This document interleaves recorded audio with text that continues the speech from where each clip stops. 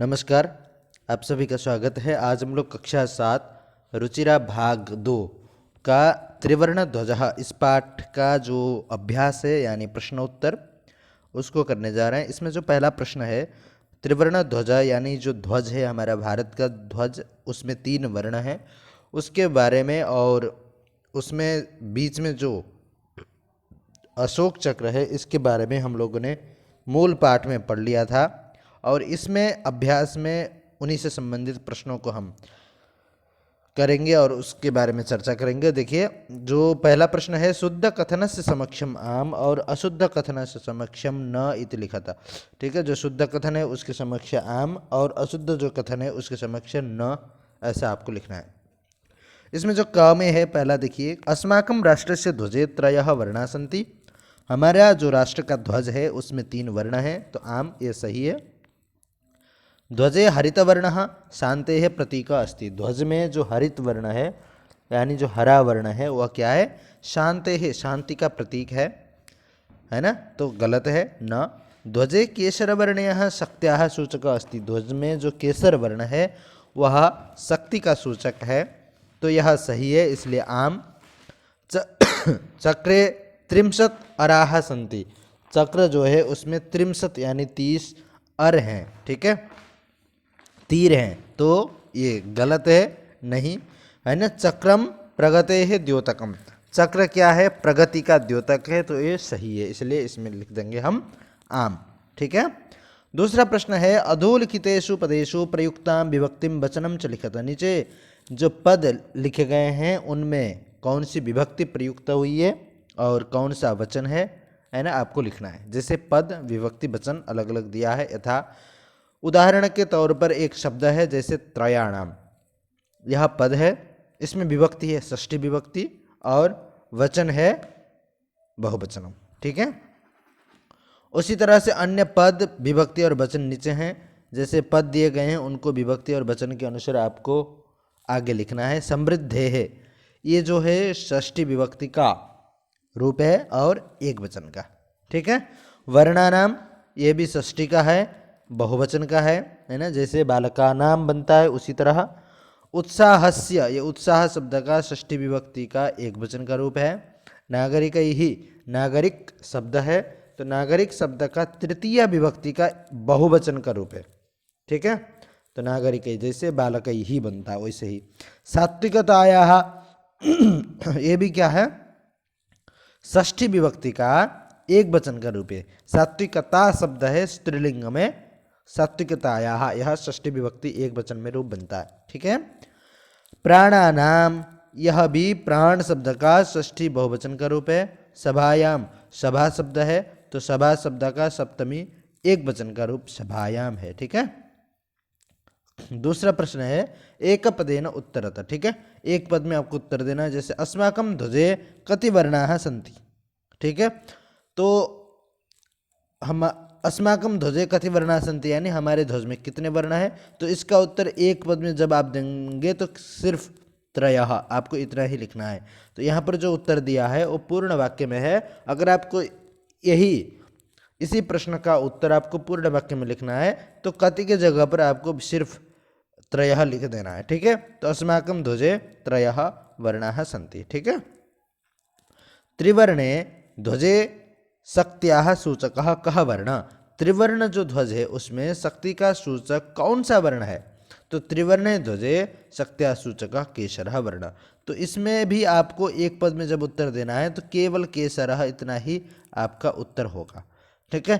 किंतु जब आप पूर्ण वाक्य में उत्तर देने की कोशिश करेंगे तब त्रिवर्णे ध्वजे शक्त्याः सूचकः, क के जगह पर आप केसरः रख देंगे तो केसरः वर्णः, ठीक है। अशोक चक्रम कस्य द्योतकम अस्ति। अशोक चक्र किसका द्योतक है? तो अशोक चक्रम है ना, तो प्रगति का है, तो प्रगतेः कस्य के जगह पर रख देंगे, आपका उत्तर हो जाएगा, है ना। अशोक चक्रम कस्य द्योतकम अस्ति, प्रगतेः, यह आपका एक पद का उत्तर हुआ। और अनेक पद में पूर्ण वाक्य में अशोक चक्रम प्रगतेः न्यायस्य च, है ना, द्योतकम अस्ति। अब यहाँ पर आप इसी का उत्तर आप दो तरीके से आप दे सकते हैं एक पद में भी, ठीक है। एक तो प्रगतेः सूचकम, इतना भी सही है, और प्रगतेः न्यायस्य च सूचकम। ठीक है, अगर आपको एक पद में उत्तर देना है तो प्रगतेः न्यायस्य च इतना पूरा लिख दीजिए। ठीक है, त्रिवर्णः ध्वजः कस्य प्रतीकः? त्रिवर्ण ध्वज किसका प्रतीक है? तो स्वाधीनताया राष्ट्र गौरवस्य। ठीक है, तो अगर इसी को पूर्ण वाक्य में लिखेंगे तो क्या लिखेंगे? त्रिवर्णः ध्वजः स्वाधीनताया राष्ट्र गौरवस्य च प्रतीकः। ठीक है, तीसरा प्रश्न है एक वाक्येन उत्तरतः। ठीक है, जैसे अस्माकं ध्वजस्य श्वेतवर्ण कस्य सूचकः अस्ति? अस्माकं ध्वजस्य श्वेतवर्ण सात्विकताया शुचिताया च सूचकः अस्ति। ठीक है, तो एक वाक्येन अर्थात पूर्ण वाक्येन। ठीक है, तो अस्माकं ध्वजस्य श्वेतवर्ण कस्य की जगह पर आपको उत्तर रख देना है, जो कि सात्विकता और शुचिता का द्योतक है। तो अस्माकं ध्वजस्य श्वेतवर्णः सात्विकतायाः और सूचितायाः च सूचकः अस्ति, सूचिता का सूचक है। अशोक स्तंभः कुत्र अस्ति? अशोक स्तंभ कहाँ है? तो अशोक स्तंभः सारनाथे अस्ति।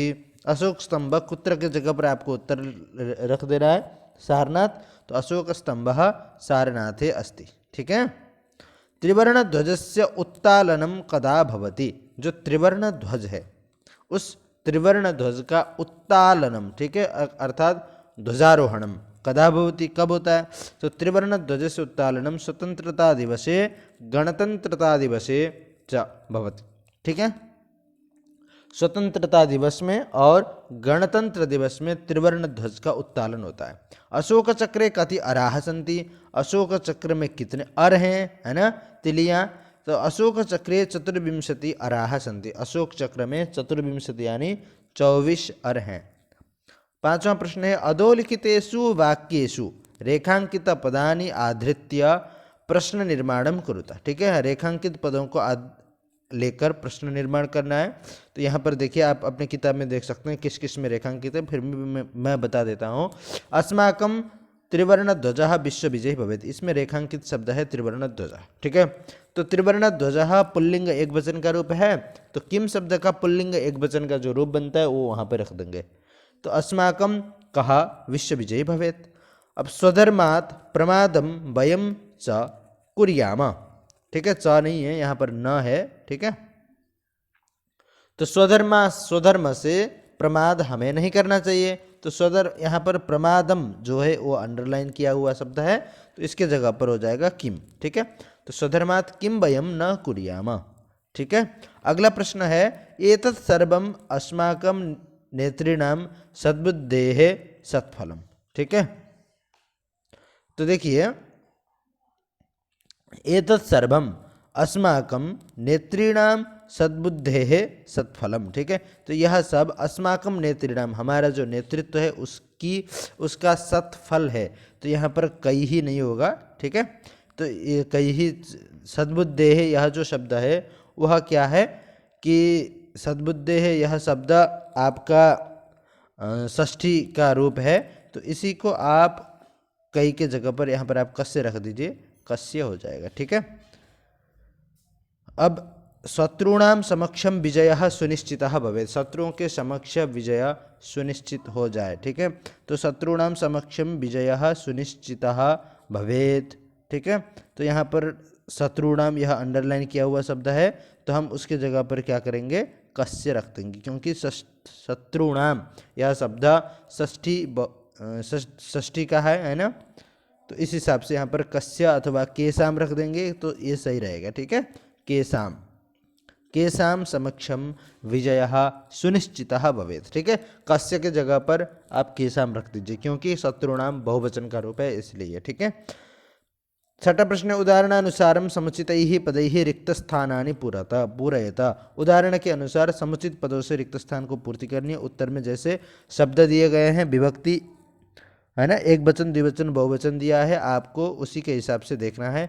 जैसे पट्टिका है, आप किताब में मिला लीजिए, मैं बस बोलते जा रहा हूँ। ठीक है, क्या क्या होगा, जैसे पट्टिका शब्द है, इसका षष्ठी में क्या होगा, पट्टिकायाः पट्टिकयोः पट्टिकानाम।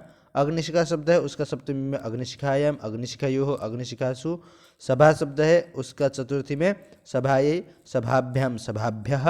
वैसे अहिंसा शब्द का द्वितीया में अहिंसाम, अहिंसे, अहिंसाः, है ना। जैसे रमा रमे बालका बालिका बालिके बालिकाः, बालिकाम बालिके बालिकाः बनता है, वैसे ही सफलता शब्द का भी बालिका की तरह ही पंचमी में बनेगा, सफलतया, सफलताभ्याम, सफलताभ्यः, ठीक है। सफलतया नहीं, सफलतायाः, ठीक है। तो यहाँ पर ताया लिख दीजिए, सफलतायाः, सफलताभ्याम, सफलताभ्य सूचिका शब्द है, उसका तृतीया में सूचिकया, सूचिकाभ्याम, सूचिकाभिः, ठीक है।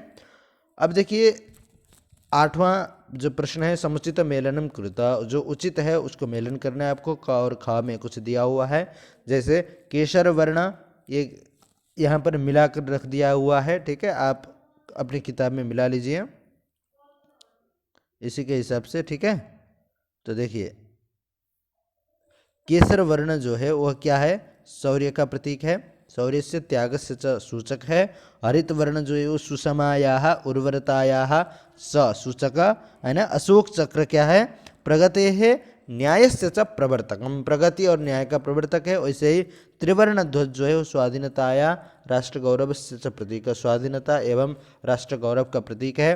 त्रिवर्ण ध्वज से स्वीकरणम, जो त्रिवर्ण ध्वज है उसका स्वीकार 22 जुलाई 1947 तमे वर्षे, 22 जुलाई 1947 को इसका त्रिवर्ण ध्वज को स्वीकार किया गया था, ठीक है। तो चलिए इस अब यह जो त्रिवर्ण ध्वजः पाठ है उसका भी अभ्यास हमने कर लिया है। इसको आप अच्छे से पढ़िए, समझिए और अच्छे से ज़्यादा मार्क्स लाने के लिए किस प्रकार से आप पढ़ सकते हैं, किस प्रकार से तैयार कर सकते हैं, उसके लिए परिश्रम और मेहनत भी कीजिए, ठीक है। तो अगले पाठ के साथ हम फिर से उपस्थित होंगे, तब तक के लिए धन्यवाद।